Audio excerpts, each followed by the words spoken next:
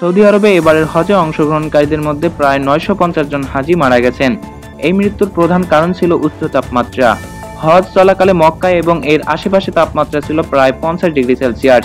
চিকিৎসা কর্মকর্তারা জানিয়েছেন, বেশিরভাগ হাজির মৃত্যু হয়েছে হিট স্ট্রোক ও পানি শূন্যতার কারণে। এই বছর হজে অংশ নেয় প্রায় 18 লক্ষ মানুষ। তাদের মধ্যে অনেকেই বয়স্ক এবং আগে থেকেই শারীরিকভাবে অসুস্থ ছিলেন। বিশেষ করে আরাফাতের ময়দান, মিনা এবং তাওয়াফের সময় দীর্ঘ রোদে থাকার কারণে শারীরিক অবস্থা খারাপ হয়। প্রতিবেদনে দেখা গেছে, সবচেয়ে বেশি মৃত্যুর ঘটনা ঘটেছে মিশর, ইন্দোনেশিয়া, ভারত ও পাকিস্তান থেকে আসা হাজিদের মধ্যে। অনেক হাজির কাছে বৈধ হজ অনুমতি বা পর্যাপ্ত সুযোগ সুবিধা না থাকায় এর ফলে প্রাথমিক চিকিৎসা পেতে বিলম্ব হয়েছে। সৌদি আরবের স্বাস্থ্য মন্ত্রণালয় জানিয়েছে, তারা পরিস্থিতি নিয়ন্ত্রণে কাজ করছে এবং ভবিষ্যতে হজ ব্যবস্থাপনায় আরও উন্নত প্রযুক্তি ও তাপমাত্রা প্রতিরোধক পরিকল্পনা যুক্ত করা হবে।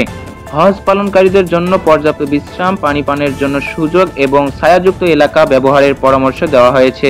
প্রতি বছর গরমের মাত্রা বৃদ্ধি পাওয়ায় হজ ব্যবস্থাপনায় নতুন চ্যালেঞ্জ তৈরি হয়েছে। এই ছিল আজকের প্রতিবেদন। আমি সাহম বাংলা ছিলাম নিউজ পয়েন্ট থেকে। আপনাদের সঙ্গে আবার দেখা হবে পরবর্তী প্রতিবেদনে। ধন্যবাদ।